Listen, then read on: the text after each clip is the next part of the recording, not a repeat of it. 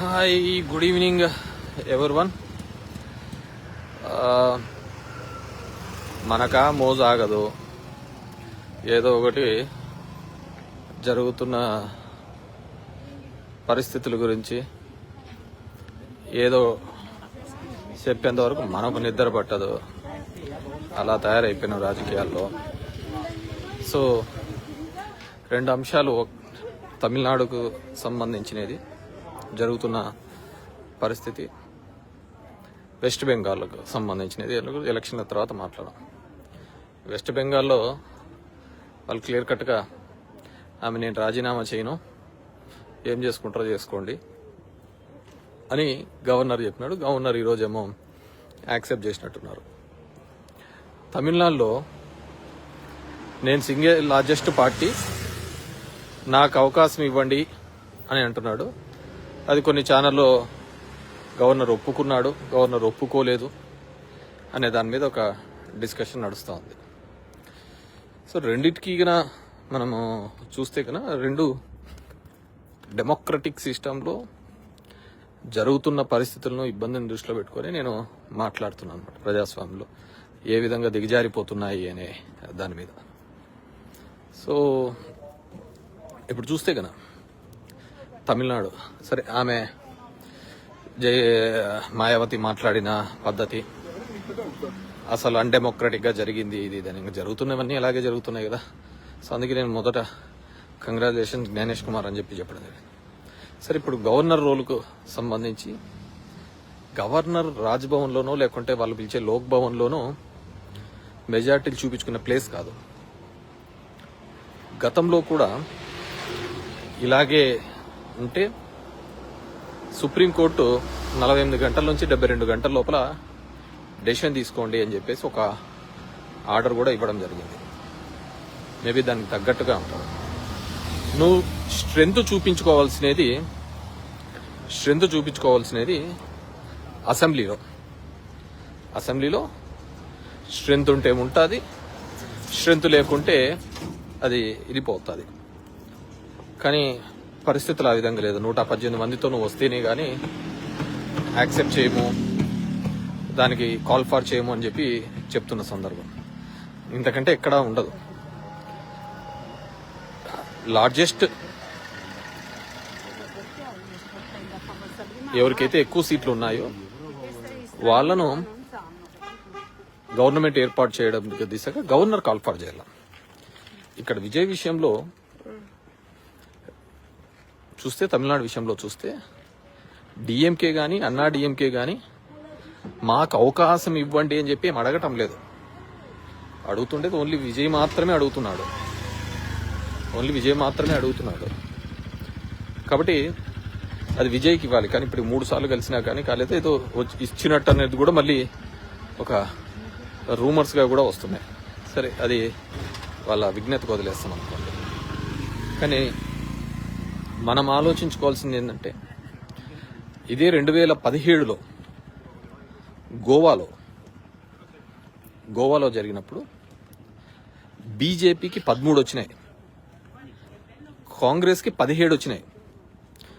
అప్పుడు single largest party అయినటువంటి కాంగ్రెస్ని పిలిచి అవకాశం ఇచ్చి మెజార్టీ నిరూపించుకోవాలని చెప్పాల.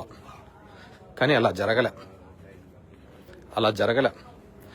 5 రోజుల తర్వాత మళ్ళీ బీజేపీకి అవకాశం ఇచ్చినారు మెజార్టీ చూపించుకొని. ఆటోమేటిక్గా ఒకసారి ముఖ్యమంత్రి అయిపోయిన తర్వాత, మెజార్టీ చూపించుకున్న తర్వాత మిగతా 6 మంది వివిధ పార్టీలకు సంబంధించిన వాళ్ళు జాయిన్ అయిపోతారు. దాంట్లో వేరేదేం ఉండదు. సో అది మొన్న జరిగిన గోవాలో జరిగినది. మణిపూర్లో అయితే బీజేపీకి 2, కాంగ్రెస్కి 21 వచ్చినప్పుడు కూడా అప్పుడు కూడా కాంగ్రెస్ని పిలవలే. నేను ఎందుకు ఈ ఉదాహరణలు జరుపుతున్నానంటే, ఈ దేశంలో దీంట్లో ఒక తప్పుడు కల్చర్. అంటే ఒకప్పుడు బీజేపీలో ఒక ఓటుతో ఓడిపోయినప్పుడు వాజ్పేయి గారిని దించినప్పుడు అందరూ కూడా వాజ్పేయి గారిని ఇలా దించారు, ఇలా తప్పు జరిగింది, అందరూ బాధపడినారు. కానీ ఈరోజు ఆ సందర్భం ఎక్కడ కనపడటంలే. గెలుపే పరమావిధిగా దాన్ని ఏ విధంగా అయినా పోతే సరిపోతుంది అనే పరిస్థితికి ఈరోజు రావడం చాలా దురదృష్టకరం.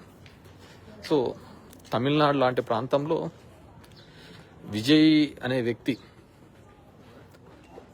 2 పార్టీలను కాదని కొత్తగా 2 సంవత్సరాలు పెట్టిన తర్వాత సింగిల్ లార్జెస్ట్ పార్టీగా ఎమర్జ్ అయినప్పుడు డెఫినెట్గా వాళ్ళకి ఇచ్చి సపోర్ట్ రావాలని చెప్పేసి అడగవలసింది.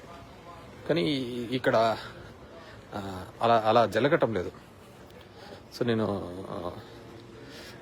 అందరినీ దీని మీద కోరుకున్నామంటే చాలామంది, నేను మొన్న 2 days బ్యాక్ 3 days బ్యాక్ పెడితే అన్న మీసాలు పెట్టున్నా బాగుంటుంది, మీసాలు తీసేసినట్టు. అరే నా మీసాలు పోతే మళ్ళీ వచ్చాయి రా.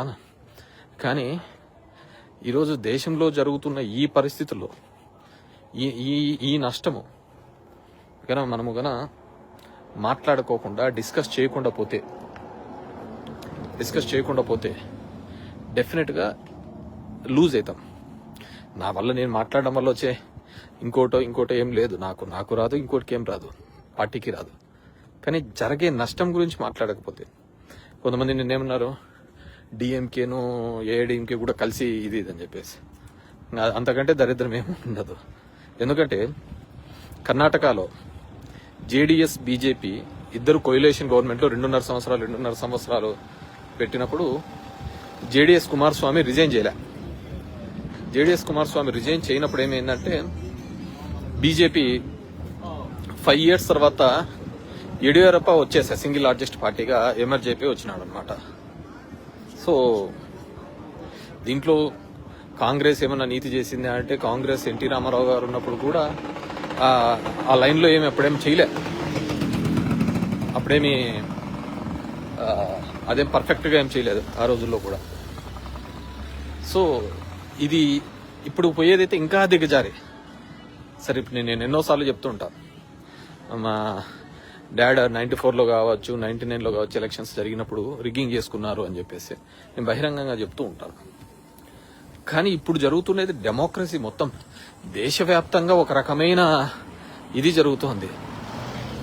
ఎలక్షన్ కమిషన్ మీద నమ్మకం లేకపోతే ఇంకెవరి దాని మీద ఎవరి దగ్గర పోవాలా? ఎలక్షన్ కమిషన్ మీద ఈ దేశంలో ఇప్పుడు జరుగుతున్న దానిలో ఎంతమందికి నమ్మకం ఉంది చెప్పండి? కామన్గా ఆలోచించే వాళ్ళకి ఎవరికి నమ్మకం లేదు. సో ఎనీహో ఇది ఒక డిస్కషన్ లాగా మనం మాట్లాడకపోతే ఖచ్చితంగా రాబోయే తరాలకు మనం అన్యాయం చేసిన వాళ్ళం, నష్టం చేసిన వాళ్ళం అవుతాం. మాట్లాడలేని తనం మన చేతగానితనంగా మిగిలిపోయే ప్రమాదం ఉంటుంది. కాబట్టి సో ఐ రిక్వెస్ట్ అందరూ కూడా ఒక డిస్కషన్, దీంట్లో నష్టం వచ్చేది ఏంది లేదు. How central is acting on us, వాళ్ళకున్న ఈడీలను కానీ సిబిఐలను కానీ ఇన్కమ్ ట్యాక్స్ని కానీ, లాస్ట్కు గొగోయ్ అనే అతను ఒక 3 జడ్జిమెంట్ల తర్వాత అతన్ని రాజ్యసభకి ఇచ్చినారు. రాజ్యసభలో అతని అటెండెన్స్ పర్సెంటేజ్ 52%. అతను ఒక డిస్కషన్లో కూడా పాల్గొన్నాడని ఇచ్చినాడు. అంటే ఒక 2-3 తీర్పులు ఇచ్చిన తర్వాత అలా రాజ్యసభలు ఇచ్చుకుంటా పదవులు ఇచ్చుకుంటా పోతున్నట్టే ఇంకా దాంట్లో ఏం